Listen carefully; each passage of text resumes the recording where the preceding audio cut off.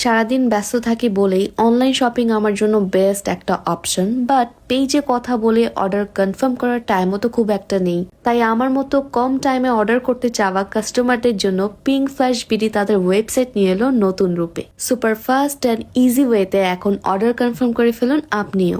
আমার ইউজ করা আইমেজিকের লিপস্টিকের এই দুটো শেড অনেক বেশি সুন্দর না?